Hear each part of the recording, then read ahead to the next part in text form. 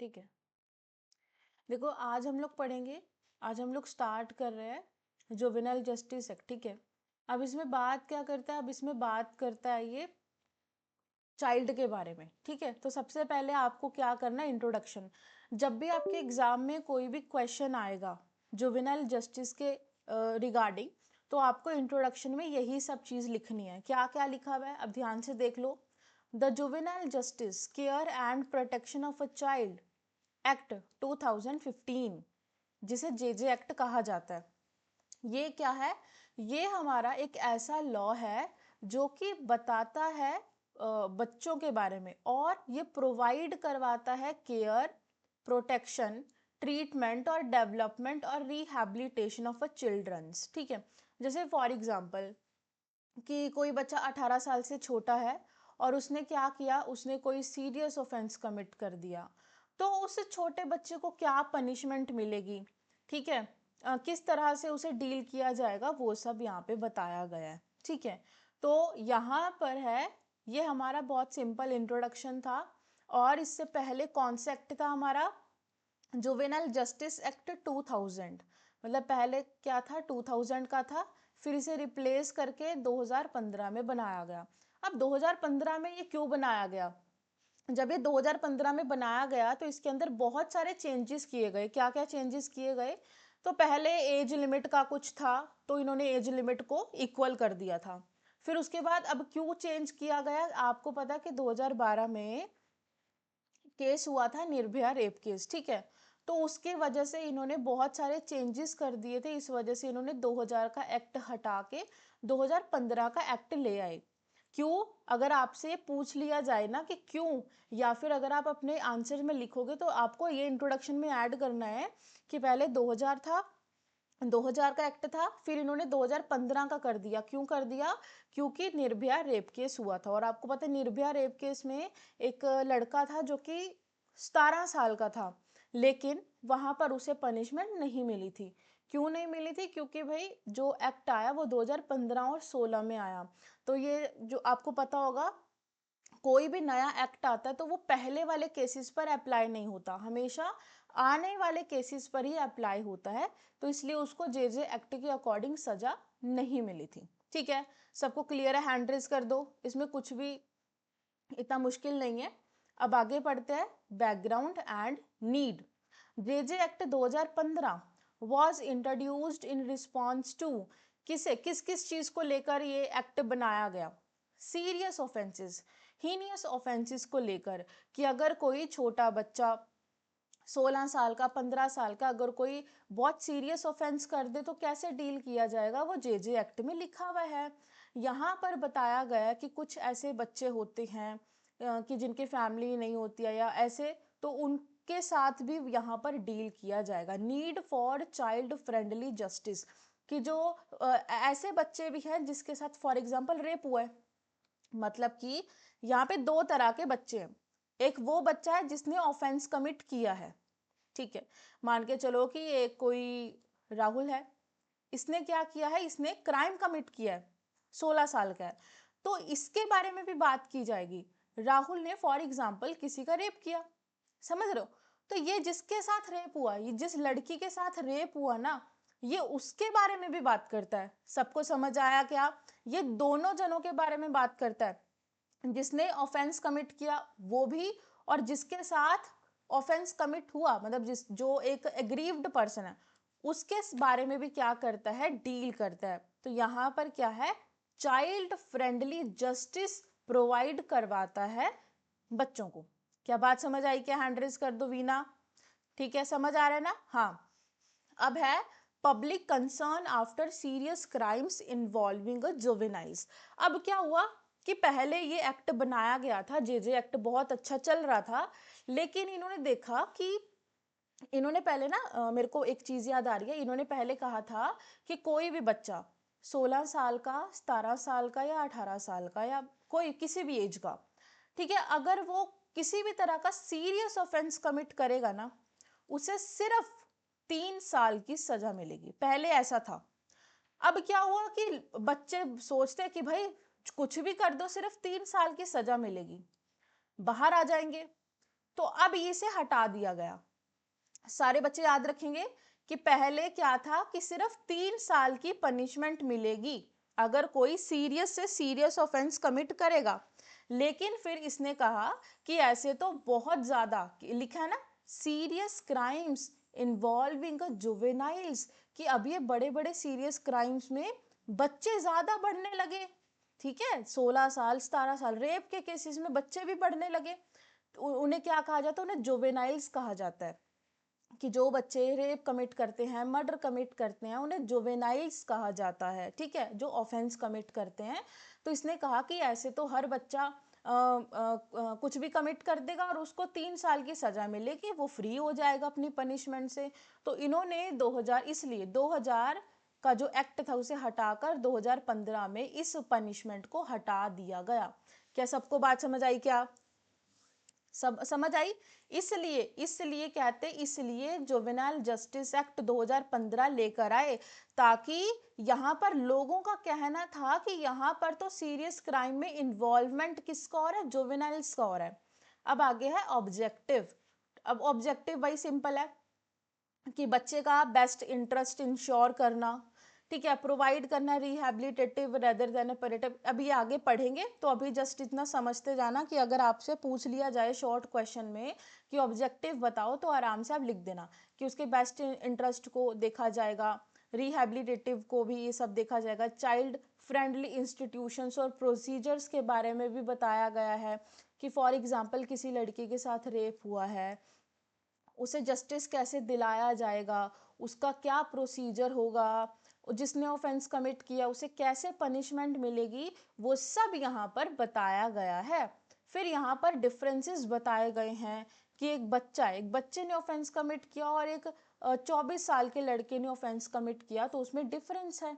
ठीक है, तो ये जो भी कन्फ्लिक्ट आ रहे हैं ना लॉ में, जे एक्ट में, इन सब को भी ये यहाँ पर दिखाया गया है। और इसका भी यही एक ऑब्जेक्टिव है कि ये जो भी डिफरेंसेस आ रहे हैं ना बाकी एक्ट में, बाकी लॉज में और जे एक्ट में, इसको भी देखते हुए यहाँ पे जे एक्ट इन्होंने बनाया है। और फिर है प्रमोट करना सोशल री इंटीग्रेशन ऑफ चिल्ड्रंस को। तो इसके आगे बहुत बड़े बड़े चैप्टर्स हैं। ठीक है, जैसे कि रिहैबिलिटेशन का बहुत बड़ा चैप्टर है आगे। ठीक है, सोशल इंटीग्रेशन का बहुत बड़ा चैप्टर है। ठीक है, इसके क्या प्रोसीजर रहेगा पनिशमेंट का, कैसे पनिशमेंट दी जाएगी, कैसे इंस्टीट्यूशंस होते हैं, ये बहुत बड़े बड़े चैप्टर है। तो अभी फिलहाल आपको इतना ही समझना है। क्या सबको बात समझ आई? हैंड रेज कर दो, बिना कोई प्रॉब्लम, कोई डाउट है तो पूछ लो। ठीक है, अब ये सिर्फ इंट्रोडक्शन था। ठीक है, अब देखो, अब जे एक्ट अगर हम लोग पढ़ रहे हैं तो हमें कौन कौन सा सेक्शन याद रखना है। अब फॉर एग्जाम्पल, अब हम जे एक्ट पढ़ रहे हैं तो कहीं ना कहीं हमें जरूरत किसकी पड़ेगी? आईपीसी के सेक्शन 82 और 83। अब बीएनएस का वीना मेरे को ग्रुप में डाल के बताएगी कि बीएनएस का कौन सा सेक्शन है। आईपीसी का सेक्शन नंबर 82 और 83।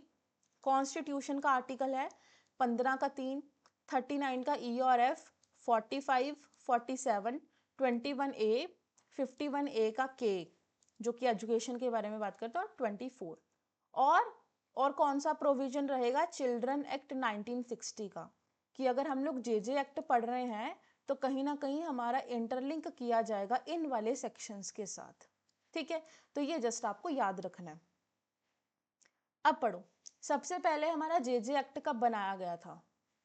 सबसे पहले हमारा जे एक्ट बनाया गया था 1986 में, फिर हमारा बनाया गया 2000 में, फिर हमारा उसे चेंज करके 2015 में बनाया गया। ये चीज़ तो मैंने आपको बताई कि ये जब 2000 से 2015 में एक नया एक्ट बनाया गया, किस केस पर बनाया गया था? निर्भया रेप केस पर बनाया गया था। तो अब हम इन तीनों के बारे में पढ़ेंगे, 1986 के बारे में भी, 2000 के बारे में और 2015 के एक्ट के बारे में। ठीक है, अब आगे देखो, juvenile justice care and protection act 1986। अब इसमें क्या था? एज बता रखी थी, मतलब इन्होंने एज का डिफरेंस कर रखा था कि लड़कियों के लिए क्या होगी 18 और लड़कों के लिए 16। मतलब कि ये बहुत ही ज्यादा इन्होंने डिस्क्रिमिनेशन कह सकते हैं, इन्होंने क्या है, डिस्क्रिमिनेशन किया हुआ था, और ये बहुत ही गलत चीज थी। इसलिए इन्होंने इसको हटा दिया कि पहले क्या था कि लड़कियों not attend 18 years of age and boys के लिए 16 साल की उम्र थी। ठीक है, लेकिन फिर क्या हुआ, इन्होंने, आपको पता है कि कुछ कन्वेंशंस वगैरह होते हैं, तो इन्होंने, ये एक्ट चल रहा था, फिर इन्होंने 1992 में एक कन्वेंशन अडॉप्ट कर लिया, मतलब एक रेजोल्यूशन मान के चलो, उसे अडॉप्ट कर लिया। फिर इन्होंने ये एज लिमिट को कम हटा दिया, क्योंकि भाई ऐसे तो डिस्क्रिमिनेशन शो हो रहा है ना, कि मतलब दोनों के लिए आपको कितनी एज करनी चाहिए भाई, 18 साल करनी चाहिए। तो जब इन्होंने जे एक्ट बनाया 2000 में, तो इन्होंने एज लिमिट कितनी कर दी, 18 साल कर दी। मतलब कोई एक बच्चा, अगर आपसे पूछ लिया जाए ना कि बच्चा कौन है, तो बच्चा वही है जो 18 साल से छोटा है, ठीक है। मतलब कि लड़का और लड़की दोनों की उम्र कितनी कर दी, 18 साल। 18 साल से अगर लड़का बड़ा है तो वो बच्चा नहीं माना जाएगा। फिर मैंने आपको पढ़ाया maximum punishment can be given to juvenile is 3 years. अब 2000 के एक्ट में कहा गया था कि जो जुवेनाइल है, जो बच्चा है, बच्चे को कितनी, चाहे वो मर्डर कर दे, रेप कर दे, चाहे वो कुछ भी कर दे, उसे कितनी पनिशमेंट दी जाएगी, उसे सिर्फ 3 साल की पनिशमेंट दी जाएगी। तो कहते कि ये तो बहुत गलत बात है, इसलिए इन्होंने इसे हटाकर यहाँ पर चेंज कर दिया। क्या चेंज किया वो देखो, इन्होंने कहा कि मैक्सिमम पनिशमेंट कितनी दी जाएगी, 3 साल की दी जाएगी। फिर इसने कहा कि ऐसा तो क्या आ गया, केस बढ़ने लगे, इन क्राइम्स जो है हमारे सीरियस ऑफेंस है वो बढ़ने लगे जुवेनाइल के द्वारा। जुवेनाइल कौन, 18 साल से जो छोटा है, ठीक है। जैसे कि निर्भया गैंगरेप का जो केस था हमारा। फिर इन्होंने क्या किया, इन्होंने डिसाइड किया, इन्होंने जेएस वर्मा कमेटी थी, इन्होंने डिसाइड किया कि अगर कोई बच्चा, अगर कोई जुवेनाइल 16 साल, 17 साल या 18 साल का है, और वो एक ऐसा ऑफेंस कमिट करता है जो कि बहुत ही ज्यादा सीरियस है, लाइक रेप, मर्डर, ठीक है। एग्जाम्पल में यही लेंगे कि अगर कोई रेप कमिट करता है, मर्डर कमिट करता है 16, 17 या 18 साल का बच्चा, तो अगर ये आपस में क्या दे देते हैं, कंसेंट दे देते हैं। जैसे फॉर एग्जाम्पल ये कमेटी है, अगर ये कमेटी कंसेंट दे दे कि अब ये जो 17 साल का बच्चा है, इसने रेप कमिट किया, अब ये बच्चा बच्चा नहीं रहा, ठीक है, तो उसे पनिशमेंट कैसे दी जा सकती है, ऐसे दी जा सकती है जैसे कि वो मेजर है। बात समझ गए क्या, बात समझ आई। तो 2015 में ये कहा गया, अगर अगर कमेटी को लगता है, अगर बोर्ड को लगता है कि ये जो 16 साल के बच्चे ने ये जो रेप या मर्डर कमिट किया है, इसका दिमाग बच्चे जैसा नहीं है, तो उसे कैसे पनिशमेंट दी जाएगी, उसे एज ए मेजर पनिशमेंट दी जाएगी। क्या सबको बात समझ आई, हैंड रेज कर दो, ये बहुत ही ज्यादा इंपॉर्टेंट पॉइंट है, ठीक है, ठीक है। अब है, फिर इसने ऊपर वाले पे ही आ जाओ, एक पॉइंट हमारा रह गया था। अब इसने कहा कि यहाँ पर ये जो बच्चे हैं ना, पहले बच्चों को जेल में रखा जाता था, ठीक है। तो अब कहते हैं कि अब बच्चों को जेल में नहीं रखा जाएगा, बच्चों को होम में रखा जाएगा, जैसे मतलब इनके कुछ जुवेनाइल होम होते हैं वहां पर रखा जाएगा, तो ये यहाँ पे ऐसा ही था, ठीक है। फिर है, देखो वही बात मैंने बताई कि ये जो हमारा जे एक्ट आया 2015 में, ये हमारा निर्भया केस पर अप्लाई नहीं हुआ है। क्यों, क्योंकि रिट्रोस्पेक्टिव के कारण, कि यहाँ पर 2015 में आया, केस हमारा 2012 में हुआ था निर्भया गैंगरेप का। तो कहते हैं कि एक्ट 2015 में आया, तो इससे पहले पर अप्लाई नहीं होगा, इसके आगे वाले बाद के जो केसेस हैं ये उस पर अप्लाई होगा। क्या सबको बात समझ आई। और टोटल इसमें सेक्शंस कितने, 112, और टोटल चैप्टर हैं 10, ठीक है। ये हमारा इंट्रोडक्शन था। अब हम लोग अगर बात करें, तो ये जो हमारा एक्ट है, ये हमारा एक्ट किस किस पर अप्लाई होता है, तो इसमें दो चीजें आएंगी, ठीक है। एक इसमें है child in conflict with law, ये वर्ड आपको याद रखना, और ये बहुत बहुत बहुत ही ज्यादा इंपॉर्टेंट है। कैसे, child in conflict with law, एक है child in need of care and protection, ठीक है। जैसे कि कहते हैं कि ये जो एक्ट है ना हमारा, ये एक्ट किस किस चीज के बारे में बात करता है, जैसे कि एप्रीहेंशन, एप्रीहेंशन का मतलब क्या है, हाँ मैं बता रही, एप्रीहेंशन का मतलब क्या है, अरेस्ट करना, ठीक है। मतलब अगर हम लोग अपने बीएनएसएस की बात करें, तो बीएनएसएस में क्या कहा जाता है, अरेस्ट वर्ड यूज किया जाता है, लेकिन छोटे बच्चों को अरेस्ट नहीं किया जाता, छोटे बच्चों को एप्रीहेंशन किया जाता है। क्या सारे बच्चे याद रखेंगे, ठीक है, छोटे बच्चों को अरेस्ट नहीं किया जाएगा, ये मैंने लिखा है अरेस्ट समझाने के लिए, लेकिन छोटे बच्चों को क्या किया जाता है, एप्रीहेंशन किया जाता है। सारे बच्चे याद रखेंगे, वीना याद रखोगे, हैंड रेज कर दो। ठीक है, क्योंकि कई बार हम लोग सोचते हैं कि अरे यार इसका मतलब तो अरेस्ट है, तो हम लोग अरेस्ट वर्ड वहां पे लिख देंगे पेपर में, लेकिन पेपर में आपको अरेस्ट वर्ड नहीं लिखना। हमारे पूरे बेयर एक्ट में कहीं पे भी अरेस्ट वर्ड नहीं आया है, क्या वर्ड आया है, एप्रीहेंशन। ठीक है, फिर है डिटेंशन, सारे बच्चे समझते हैं डिटेंशन का मतलब, हमने बीएनएसएस में पढ़ा है। Prosecution, penalty, imprisonment, rehabilitation, social reintegration के बारे में बात करता है। सारे बात समझ गए क्या, कि जब हम लोग बात करेंगे child in conflict with law के बारे में, तो वहां पर हम लोग बात करेंगे अरेस्ट के बारे में, apprehension, detention, prosecution, penalty, imprisonment, rehabilitation और सोशल री इंटीग्रेशन। मेरे ख्याल से ये सेक्शन नंबर 1 में लिखा हुआ है, अभी हम लोग बेयर एक्ट में देख भी लेंगे। ठीक है, अब दूसरा पढ़ो, child in need of care and protection, rehabilitation के बारे में बात करता है, सोशल री इंटीग्रेशन के बारे में बात करता है जो कि चैप्टर नंबर 7 है, अडॉप्शन के बारे में बात करता है जो कि चैप्टर नंबर 8 है, और रिस्टोरेशन के बारे में बात करता है। ठीक है, तो अब आपसे अगर ये पूछा जा सकता है कि आप बताओ child in conflict with law क्या होता है, child in need of care and protection क्या होता है, किस किस पर अप्लाई होगा, तो ये आपको सारे पॉइंट्स याद रखने हैं। सबको बात समझ आई क्या, किसी को कोई डाउट?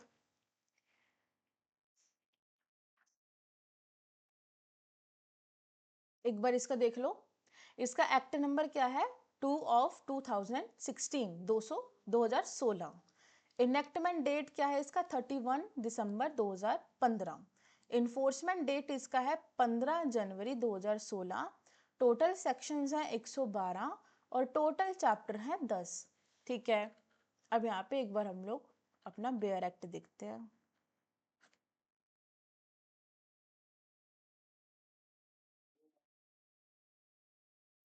दीदी ये पीडीएफ ग्रुप में भी भेजना तो। अभी तो बना ही नहीं है ना, अभी तो बना रही हूँ ये अभी वाले जिस। जो वो वाले जो दिखाए हैं, ये डायरेक्ट वाले। बेयर एक्ट वाला, हाँ ये मैं दे दूंगी। हाँ। देखो, चैप्टर नंबर 1 हमारा प्रमलरी के बारे में बात करता है। ठीक है, सेक्शन नंबर 1 है short title, extent and commencement of and applications. तो बहुत सिंपल है, जो हमारा जुवेनाइल जस्टिस एक्ट है वो अप्लाई एक्सटेंड करता है होल ऑफ इंडिया, पूरे इंडिया पर अप्लाई करेगा।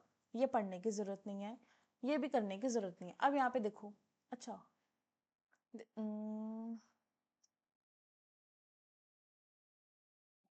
बिकॉज में लिखा ना children in need of care and protection and children in a conflict with the law, तो ये सारी चीजें यहाँ पे लिखी हुई हैं। ये वाली चीज क्या है, children in conflict with the law के बारे में है, और ये है children in need of care and protection के बारे में बात करता है। तो वही सेम चीज है, apprehension, detention, prosecution, penalty, imprisonment, rehabilitation, social री इंटीग्रेशन, कॉन्फ्लिक्ट विद लॉ, मतलब ये हेडिंग है। Children in conflict with the law is a heading, और ये उसके पॉइंट्स हैं जहां जहां पर वो बात करता है। बात समझ आई क्या? ठीक है, हाँ। अब इसमें देखो,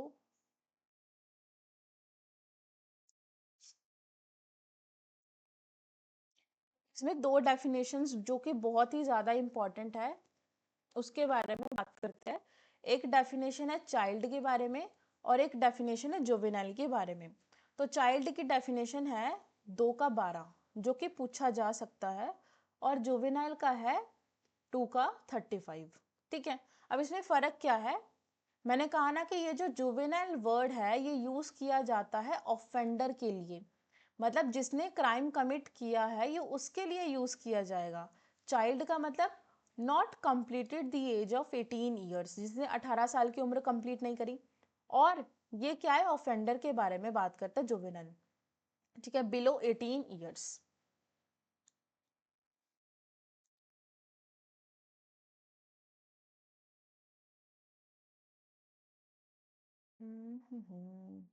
हाँ, अब क्या करना है, अब ये आपको याद करना है। आपको मैं प्रॉपर 1 मिनट का टाइम दे रही हूँ। ये सारे पॉइंट्स आप लोगों को याद करने हैं और एग्ज़ाम में ये पूछे जाते हैं, तो सारे जने इसको याद करेंगे। और ये चाइल्ड और जुवेनाइल की डेफिनेशन आपको याद करनी है, फिर आगे हम लोग इसके आगे पढ़ते हैं, ठीक है।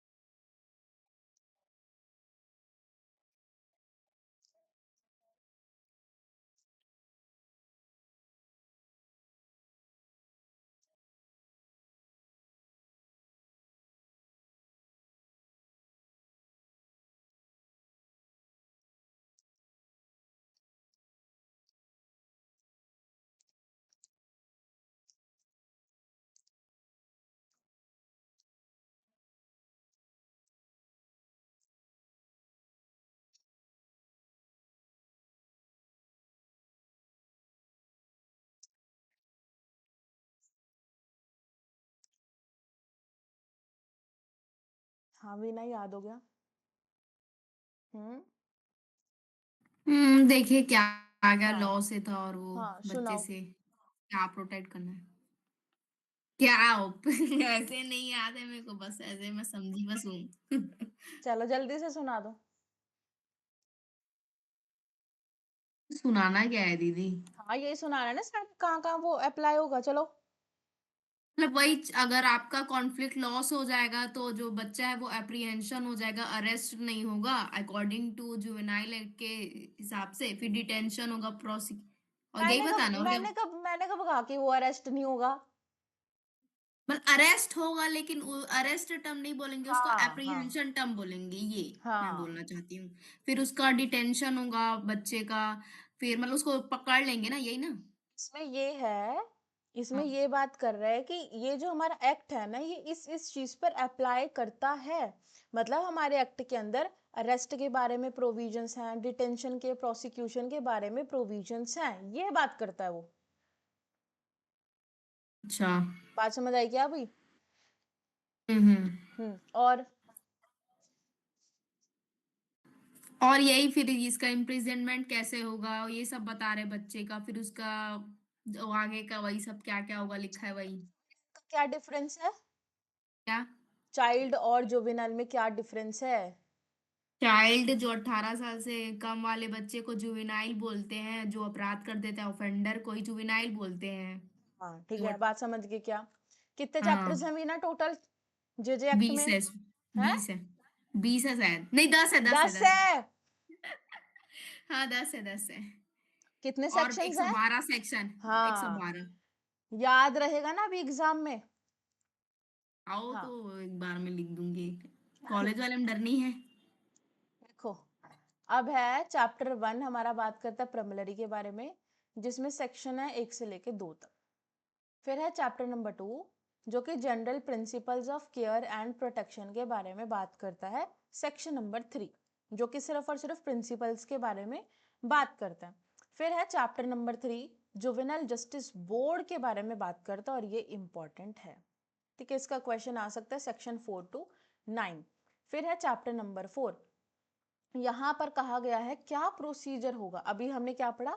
Children in conflict with law पढ़ा, है ना। अभी मैंने बताया ना कि उसमें अरेस्ट, डिटेंशन, ये सब। तो ये जितना भी प्रोसेस होगा ये चैप्टर नंबर 4 में बताया गया है। क्या सारे बच्चे याद रखेंगे कौन से चैप्टर में बताया गया है? चैप्टर नंबर 4 में बताया गया है। Procedure in relation to children in conflict with the law. Sections कितने हैं? 10 से लेके 26 तक। और वीना ये आपका होमवर्क है, मैं कल सबसे सुनूंगी, ठीक है? आप लोगों को चैप्टर नंबर, उसका हेडिंग, उसके सेक्शन नंबर, अभी जितना भी पढ़ाया वो सब मैं कल सुनूंगी, ठीक है? अब है चैप्टर नंबर 5।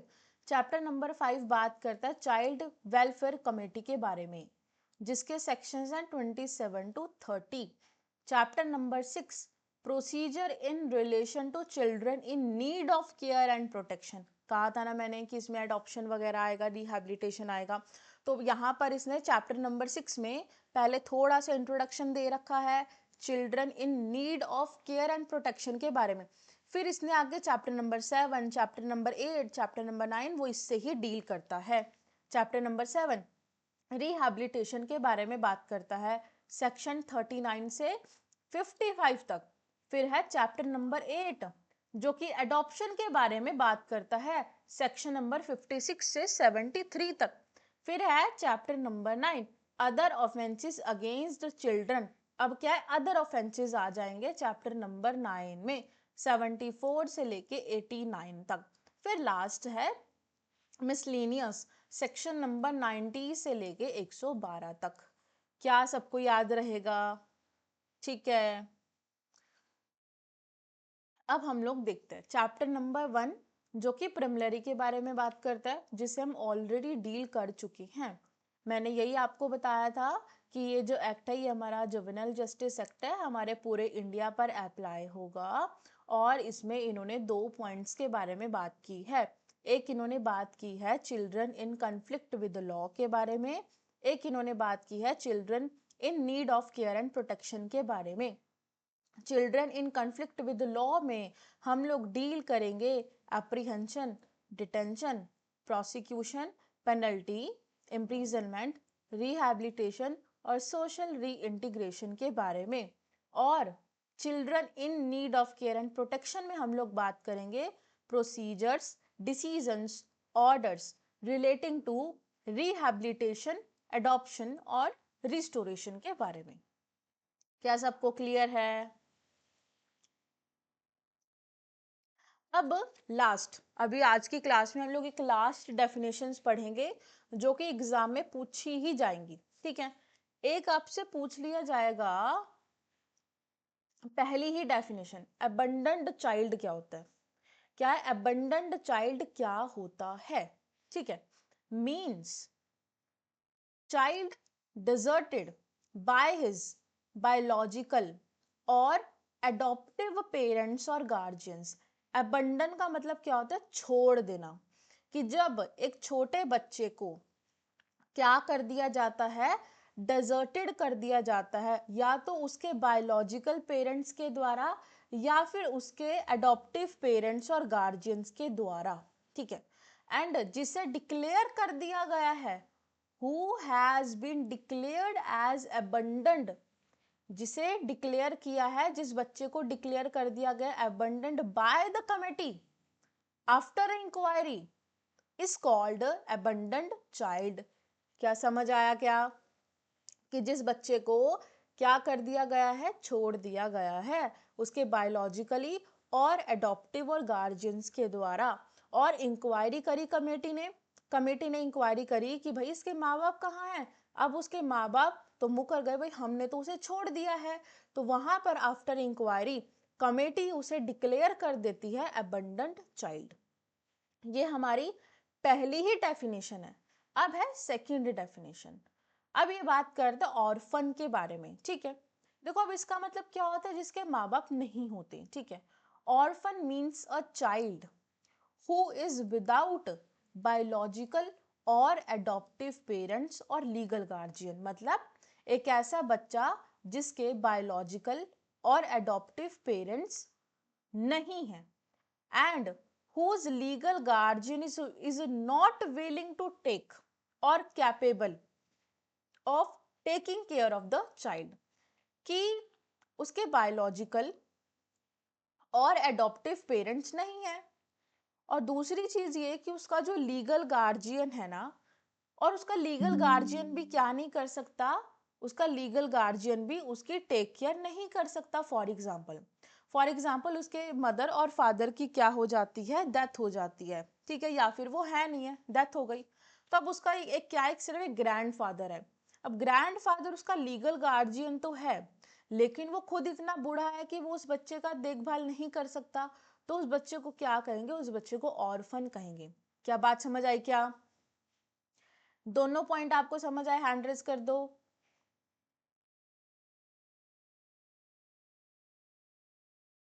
हाँ, अब है तीसरी डेफिनेशन, सेक्शन नंबर 2 का 60, सरेंडर्ड चाइल्ड। अब यहाँ पे क्या है, यहाँ पर पेरेंट्स, मतलब पहले में क्या था, पेरेंट्स ने अपने बच्चों को छोड़ दिया, ठीक है। दूसरे में क्या था, उसके माँ बाप है नहीं, बायोलॉजिकल और एडॉप्टिव। तीसरे में है कि माँ बाप कैपेबल नहीं है अपने बच्चे को पालने में, ठीक है, उसे पालने में वो कैपेबल नहीं है, फिजिकली इमोशनली वो कैपेबल नहीं है, तो वो उन बच्चों को क्या करते हैं, उन बच्चों को खुद वहां पर छोड़ के आ जाते हैं, ठीक है। जैसे कि अनाथालय होते हैं ना, वहां पे उनको वो छोड़ के आ जाते हैं, तो उसे कहा जाता है, मतलब अपने बच्चे को वो क्या कर देते हैं, सरेंडर कर देते हैं किसी को। वो कह देते हैं कि भाई हम अपने बच्चे का ख्याल नहीं रख सकते, तो इसीलिए अब हम लोग अपने बच्चे को यहाँ पे छोड़ के जा रहे हैं, ठीक है। जैसे ऐसे बहुत सारे ऐसे लोग होते हैं जिनके पास ऑलरेडी मान के चलो 3 बच्चे हैं, अब उनका चौथा बच्चा हो गया, वो उसे पाल नहीं सकते, भाई उनकी भी मजबूरी है, वो उसे पाल नहीं सकते, तो कई लोग क्या करते हैं, फॉर एग्जाम्पल किसी की ऐसे कई लोग हैं जो जिनकी तीसरी या चौथी बेटी हो जाती है, वो उसे वहीं पे छोड़ के चले जाते हैं हॉस्पिटल में कि नहीं भाई हमें तो इनको सजा लेके नहीं नहीं मिलता जाना। क्या? इनको सजा नहीं मिलता क्या? नहीं, ऐसा नहीं होता है, इनको तो ऐसा नहीं सजा ही होता, देना चाहिए, इनको फांसी देना चाहिए सीधा, साले लोगों को ऐसा अपने लिए नहीं, पैदा करके दूसरे का जिंदगी नरक कर रहे हैं। ऐसा नहीं होता ना, तो वो प्रॉपर एक फॉर्मेलिटीज से उसको छोड़ के चले जाते हैं ना, सरेंडर अपने बच्चों को छोड़ के चले जाते हैं, सरेंडर करके चले जाते हैं।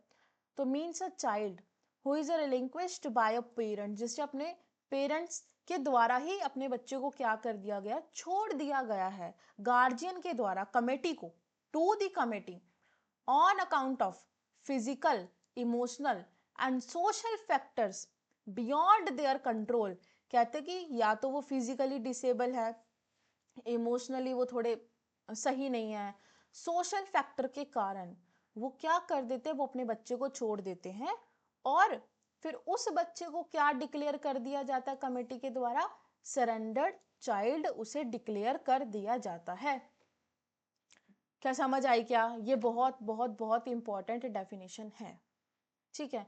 मतलब ये आपसे शॉर्ट में भी पूछी जा सकती है आपके एग्जाम में, बहुत इंपॉर्टेंट है, और आपको एज इट इज एक एक वर्ड आपको इसका याद रखना है, ठीक है। अब आज के लिए इतना ही, बाकी क्लास हम लोग करेंगे कल। अब मैं रिकॉर्डिंग ऑफ कर देती हूँ, फिर जिसका जो डाउट है वो पूछ लेना।